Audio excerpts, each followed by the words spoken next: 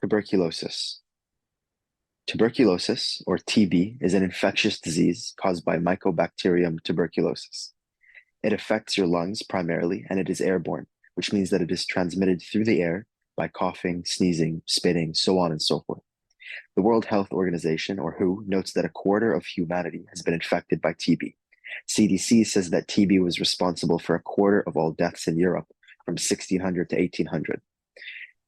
Back in 1882, when Dr. Robert Koch discovered the bacterium responsible for TB, TB was killing 1 out of 7 Europeans and Americans.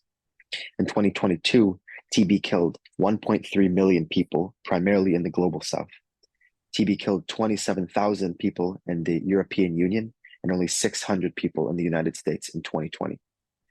TB is no longer a major problem in the developed world because it is preventable with robust health infrastructure, including testing and access to medicines. So, where is TB?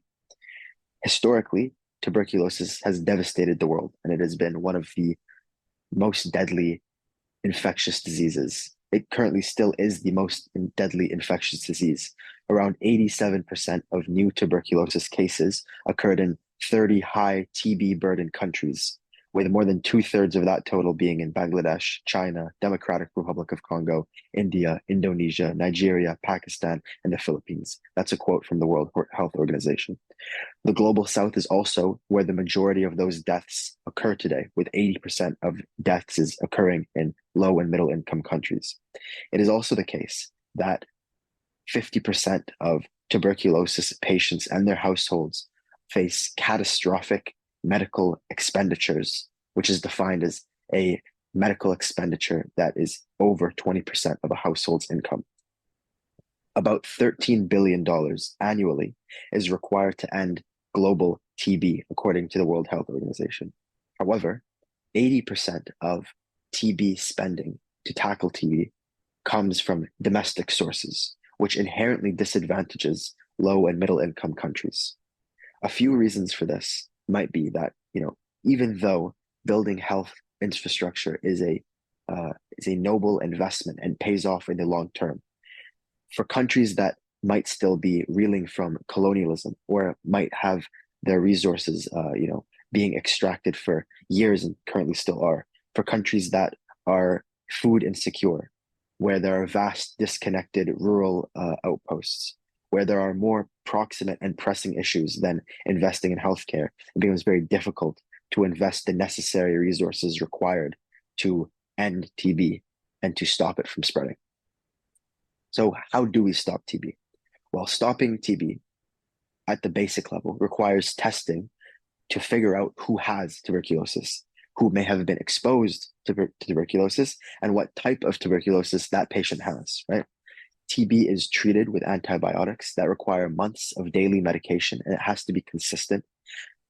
For certain variants of tuberculosis, like drug-resistant tuberculosis, it's harder to treat, but it is still treatable and curable with other types of drugs. People with drug-resistant TB are much less likely to get access to those medicines and to those treatments, however. Tuberculosis is also 16 times more likely to occur in individuals who suffer from HIV, which I want to note demonstrates that single issue advocacy is not enough to solve the problem. It is not enough for nations and people to solely focus on tuberculosis, because the fact of the matter is there are certain comorbidities such as HIV, which disproportionately affect the global south, which is, also a big problem that needs to be addressed, which makes tuberculosis more likely. It makes tuberculosis worse. This demonstrates that addressing health inequity as a whole is actually the root solution that we should be looking for. Why isn't tuberculosis, being solved? Why is it such a problem? Well, first of all, there is the unfortunate reality of price gouging. So certain pharmaceutical companies will protect their intellectual property, and in that protecting of the intellectual property, they price certain drugs out of reach for countries in the global south. So, for example, the Médecins Sans Frontières on CBC is quoted as saying, quote, "It is pure price gouging. It's pure profiteering. And this was in reference to Danaher, which had just recently, after 13 years of advocacy from activists and NGOs, cut the price of their tuberculosis tests, which has only recently in 2023 made that available to millions more people. Another example is Johnson & Johnson, who, again, only very recently dropped their push for secondary patents on their drug bedaquiline, which now has made it marginally more accessible to people in the global south, right? Often drugs are unavailable or unaffordable for the people who need them most. The second reason it's not over is because of drug resistance. Drug resistance makes it harder for, people to get treatment. Drug-resistant tuberculosis is a major problem, and as we've noted already, it is much harder and much less likely that patients with that variant will get the proper assistance. The third reason is because governments do not help. Most funding is domestic, and this is inherently disadvantaging the global south. It inherently disadvantages low-income countries. And if there is not aid coming from other countries, if there is not a global partnership working to end tuberculosis, it is unlikely that it can be tackled by a one nation by itself. And the last thing, of course, is health inequity, which is the same story that we've seen time and time again of, poor countries, racialized countries being ignored or disadvantaged when it comes to health. And often this comes back to bite everybody in the ass. So why does tuberculosis matter?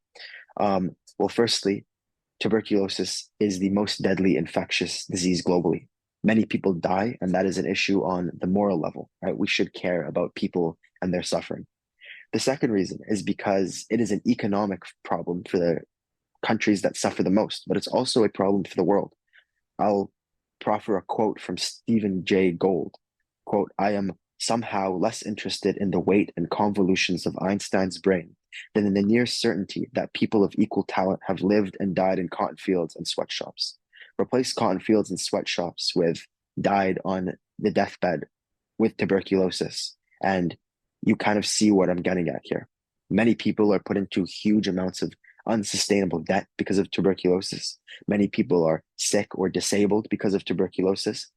And this simply represents a huge amount of lost human capital. And this puts high TB burden countries at an economic disadvantage.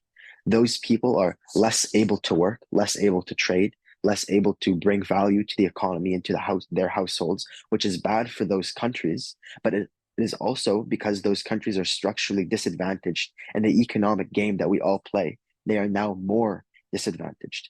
This is also bad for the rest of the world and for the multinational corporations who rely on the labor and the growth of these markets and who rely on, unlocking the consumer bases in the global south to remain profitable and to expand. The last reason, and this is a bit more selfish, is variants, right? Variants of disease become much more likely when that disease is allowed to persist, is allowed to spread. It becomes much likelier that a mutation arises that makes it resistant to the current drugs that we have available. Once that happens, not if that happens, but once that happens, it will become a huge problem for the world, and it will be something that everyone will have to deal with. It will be incredibly devastating to everybody in the world, and it is something that is completely preventable. So let's talk about global health, which is the primary solution to this problem. Global health equity is a world where health is not just recognized, but treated as a fundamental human right, and all peoples, regardless of where you are, who you are, or what you are, can access and attain their full potential for health and well-being. That means looking to the global south for expertise, experience, and wisdom, rather than looking at them as, people we give charity to. It means being an ally where we can. It means working with and not for disenfranchised groups and their liberation. Global health equity is important for myriad reasons, but here are just a few common ones. Number one, this is a solvable problem. We don't need new technologies. We don't need more resources. This is a problem with an easy solution that can save many lives. It's a problem of priority. It's a problem of redistribution of resources. And with TB specifically, the problem of tuberculosis is not happening because we don't have the capacity to solve it. It's because it is not a priority on the global agenda. Consider that it's estimated that $13 billion annually would be enough to solve this problem, and yet countries spend more on that with their militaries hundreds of times over. The second reason it's so important to have global health equity is because it is a global problem, right? Disease knows no borders. And we saw that during COVID. We saw that during Ebola. We see that so many time and time again when there is a disease that inevitably ends up mutating or crossing national boundaries and then suddenly becomes an important problem. This is preventable. Even in the absence of a global pandemic, there are, enclaves of poor health outcomes in developed countries that need to be taken care of, right? So making sure that health is equitable is something that should be a priority for both quote unquote developed countries, but also for the entire world, because it affects everyone and it will come to get you, eventually, unfortunately. The third reason is that incremental single issue advocacy is simply not enough to tackle the huge polycrises that we have going on. In a world of these polycrises, to improve global health, the focus needs to be on leveraging our resources to level the playing field, to make the world a better place.